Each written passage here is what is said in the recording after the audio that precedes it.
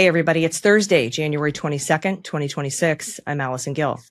And I'm Dana Goldberg, and you're watching Beans Talk.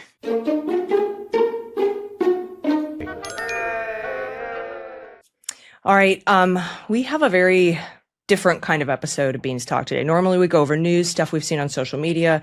I had a whole show planned to show you clips of Trump being an idiot in Davos and responses to Trump being an idiot in Davos.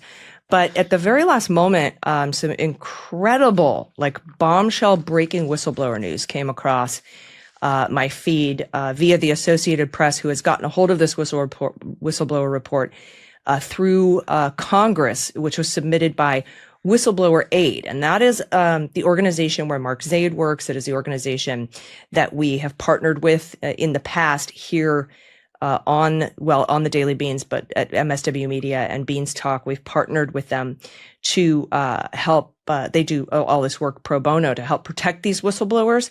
So this is I have been hair on fire since this report came out. And Dana, I know you have too. So we're going to go over this today. This is explosive news. It's from Whistleblower Aid. Like I said, federal immigration officers are asserting sweeping power to forcibly enter people's homes without a judge's warrant.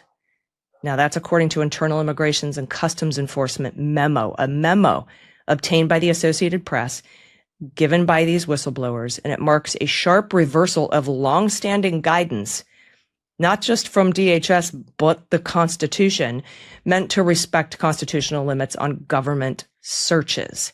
This is so wild. Dana, what do we have here? Well, first of all, what's amazing is they have the actual memo. Either they took a picture of it with their phone or somehow. So this isn't just speculation on we saw a memo. The press has the memo. The memo authorizes ICE officers to use force to enter a residence. Listen to this, based solely on a more narrow administrative warrant to arrest someone with a final order of removal. So let's just start with the whistleblower complaint itself. Again, this was filed with Congress by the Whistleblower Aid. Now, the report says, and we'll bring this up for you, Whistleblower Aid represents two anonymous United States government officials disclosing a secretive and seemingly unconstitutional policy directive. This policy directive authorizes Immigration and Customs Enforcement agents to enter homes and residences without consent in order to conduct arrests and removals without a warrant issued by a federal judge. That's the unconstitutional part, everybody. Yeah. So, we've seen these Know Your Rights cards and Know Your Rights training where they say make sure they have a judicial warrant signed by a judge and not an administrative warrant. Yep. That's what this memo is directing, according to the whistleblowers, ICE agents to ignore the judicial warrant. You can do it with an administrative warrant. Just if you're interested, by the way, in supporting Whistleblower Aid, it's whistleblower.aid.org/beans. That's our partnership fundraising link. We've had it for a long time because they've been doing this work for a long time.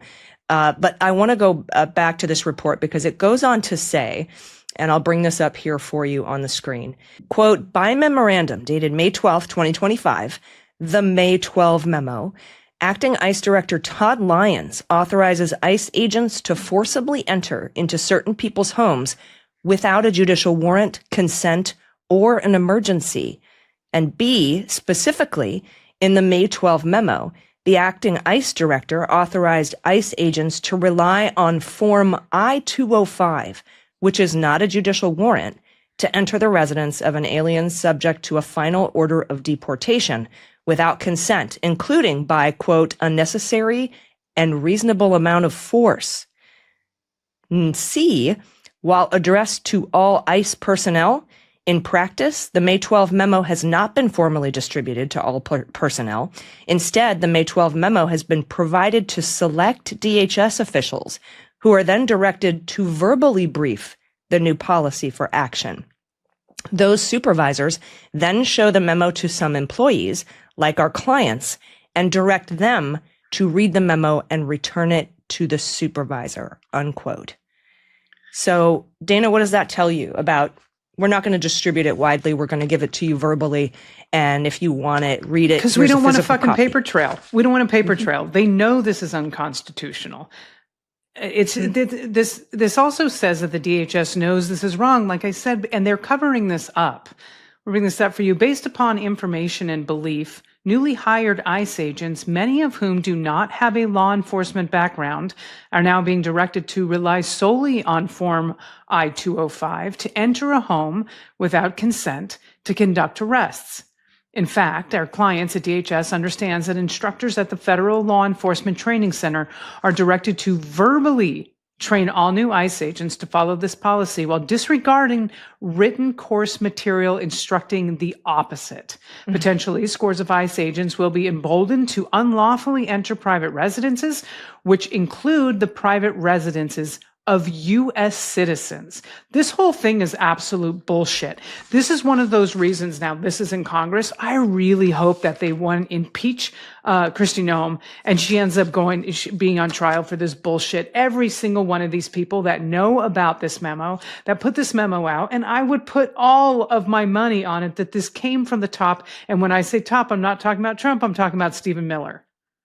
Oh, for sure. This is a Stephen Miller thing. It probably has to do with his directive that they want 3,000 apprehensions a day or whatever. Yeah. And, looking at what they've handed in here, I mean, how many videos have you seen around social media of people using battering rams to break into people's houses, people asking if they have a judicial warrant? Hundreds. And they don't, and they're just like, whatever, and they just go in. Now we know why they've felt emboldened to break down people's doors, including U.S. citizens, and enter without permission in violation of their Fourth Amendment rights. And of course, we have Kavanaugh like, well, this isn't happening. It's not happening. Nobody's stopping anybody because of the color of their skin or the language they speak. And they have Fourth Amendment rights, just like everybody else. And here now we have a memo from May of last year that was told for the ICE trainers. And remember how we went over the other day on the Daily Beans that an AI error meant that people who didn't have law enforcement training were sent to field offices as though they had law enforcement training? Yep. I also want people to understand and remember when this administration goes away, and it will, so does the immunity that these ICE agents think that they have. And so this whole thing about not following unlawful orders, I know they were talking about the military. You don't get a pass with this stuff when you're going to be held responsible for the atrocities that are happening in our country right now. You won't have a pass and you won't have protection. Right. And so I'm wondering, as I start reading this whistleblower report, under what authority?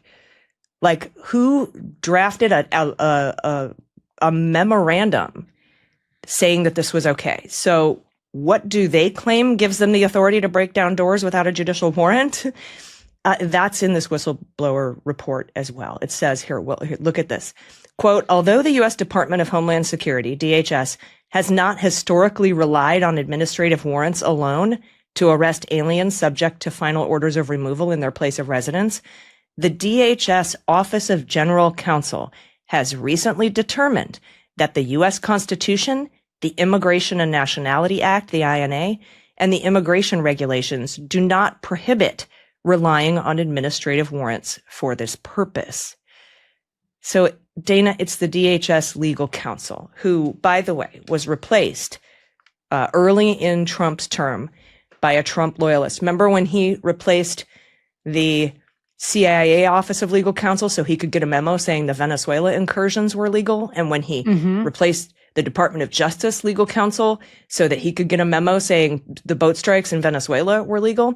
Well, he did this last year, clearly before May, before this memo was handed out, saying, oh, my new Office of Legal Counsel has said, or Office of General Counsel has said that it is legal. We looked at the Constitution, and even though all of our training guides and all of our field manuals and all of our policy says that you have to have a judicial warrant, we've decided just right now that you don't need one to break someone's door down. So this is a Trump loyalist writing a bullshit legal opinion based on nothing. And they, by the way, we don't get to see that opinion. It's still covered up. It's still secret. What's crazy about this and this whistleblower account, there's information in here about the cover-up. We'll bring this up. And this says, despite the May 12th memo being addressed to all ICE personnel in practice, the memorandum has only been distributed to select DHS and ICE officials. Furthermore, our clients have been told that the May 12th memo must be treated with unusually strict access control for a document without any confidentiality markings. To wit, one of our clients was allowed to view the memorandum only in the presence of their supervisor. They were handed the memorandum, allowed a few minutes to review it without the ability to take notes, and were directed to hand it back. They were also informed that another employee had been reassigned for contradicting a supervisor about a different ICE policy. Our client understood their supervisor shared this piece of information as a warning that expressing disagreement with the new arrest policy could result in adverse career consequences. If you fight this, you can be fired. Of course there would be retaliation. Absolutely. And as you read that, Dana, I was reminded of what else did the Trump administration whisk away into an eyes-only classified server to limit the number of people who could see it? Was it the transcript of the call with Zelensky that a whistleblower through whistleblower aid went and shared with Congress that led to an impeachment? This is so reminiscent. This whistleblower report is reminiscent of the bombshell nature of that Zelensky transcript. It was edited, and then Vindman's edits weren't allowed. And by the way, the guy who didn't allow those edits and hid the Zelensky transcript is a guy named Eisenberg, who's in charge of the national security lawyers at the Department of Justice. He's the one gave him a job redacting the Epstein files right now. That guy, that particular gentleman, is in charge of this. And I am also curious to find out if his fingerprints are on this Office of General Counsel memo from DHS as well. It'd be interesting to see. Absolutely. And, of course, there was retaliation against those who spoke up, like you said. It says here, quote, together, our clients are aware of multiple DHS employees who faced retaliation for expressing their concerns and or disagreement with the May 12 memo's policy change, likely constituting prohibited personnel practices. One client is aware of a seasoned government instructor tasked with teaching this new doctrine who chose to resign rather than be forced to teach what they understood to be unlawful. And Dana, I have to say, I am so very proud of some of our federal government employees who are resigning rather than going against their oath. Absolutely. I am too. And we've seen this across the board in many different areas. You've got people at the CDC, my dear friend, who resigned instead of going along with all this bullshit, saying I can't do this. I can't back this anymore. You've got people in these areas saying, I'm not going to handle these orders. I'm not going to make this execute this for you. And I disagree with what you're handing me. We have people at the Civil Rights Division, the DOJ, resigning because they won't investigate Jonathan Ross's murder of Renee Nicole Good.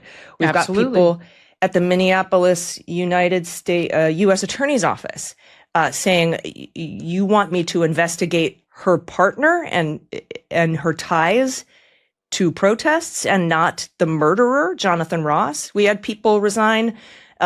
Conservative people, as a matter of fact, resigned from U.S. Attorney's Office in the Southern District of New York over the Eric Adams scandal when they wanted to do that as well. So like you said at the top of this show, Dana, you might be wondering if they weren't allowed to have a copy of this memo and it wasn't widely distributed, where are they getting their evidence? Well, believe it or not, like you said, one of the whistleblowers was able to get a screenshot of the entire May 12, 2025 memo. And here, we'll put it up on the screen for you, but it's page 1. And that's the page where you can see the second paragraph where it says what you read from the whistleblower report. Quote, although the U.S. Department of Homeland Security, DHS, has not historically relied on administrative warrants alone to arrest aliens subject to final orders of removal in their place of residence, the DHS Office of General Counsel has recently determined that the U.S. Constitution, the INA, and the immigration regulations do not prohibit relying on administrative warrants for this purpose. But of course, while we have this memo, what we don't have is the Office of Legal Counsel DHS memo granting the permission to teach ICE agents who probably have no law enforcement experience because of an AI error that sent them out to field offices, teach them that they don't need the proper warrants. And it's also wild that they're just like, we've recently decided that the Constitution actually doesn't cover this. We don't need to have that. We decided. Who the fuck is we? Yeah, we have decades of, a constitutional precedent in the courts and decades of DHS policy and ICE policy that says that we can't do this. But we've decided here at the Office of General Counsel for DHS that that the Constitution doesn't say what you think it does. And then you can't even, can you show me where that is in the handbook? No, I cannot. In fact, you can look at it from here. Can't touch it. Nope, you can't touch it. Hand that back now. This is absurd. The whole fucking thing is absurd. I'm so glad this is in the hands of Congress, but at the same time, what's going to happen? Like, are they going to do anything? Well, they need to call for articles of impeachment immediately. They have been not doing that for a lot of things that should have warranted impeachment. But Todd Lyons needs to go. Kristi Noem needs to go. Donald Trump needs to be investigated by a committee for this. And if he was involved in this, he needs to go. Probably Stephen Miller, who's the HSI White House advisor. Whatever. He's the president. Let's just call it what it is. It's true, though. They all need to go. And there need to be hearings. There need to be 9/11 commission style hearings on this. A government agency instructing their officers to ignore the Fourth Amendment and barge into people's residences, including U.S. citizens, without a judicial warrant is just beyond the pale. And I want to thank these whistleblowers. They are anonymous. Yes. And I know Whistleblower Aid will do an incredible job to maintain their anonymity. We still don't know. As much as Republicans tried to get the identity of the Ukraine perfect phone call whistleblower, we still don't have that because of organizations like Whistleblower Aid. Again, we help them raise money to do this. You can donate directly to them. It's whistleblower.aid.org/beans if you want to help them with this kind of work. But I just want to thank the whistleblowers here. You have restored my faith in humanity. We don't often hear about people who are still working for this Trump organization that are blowing the whistle like this, that are calling these assholes out, that are bringing these things to light, bringing them to Congress through the legal means, like through Whistleblower Aid. So just thank you so much for being brave enough to come forward from the Department of Homeland Security itself to bring this story to light. This is a massive, massive story, Dana. Yeah, I am really grateful that there are still people that have stayed in their position and, in a sense, want to hold true to their what they promised and to protect the Constitution, but have no problem at this point saying absolutely not. I'm still on the inside and I can see what's happening and I'm going to stand up for this. I mean, the courage. Thank you. We still have federal workers that are doing the right things. We have military that are doing the right thing. We have people all over the place that are standing up against this administration saying not on my watch.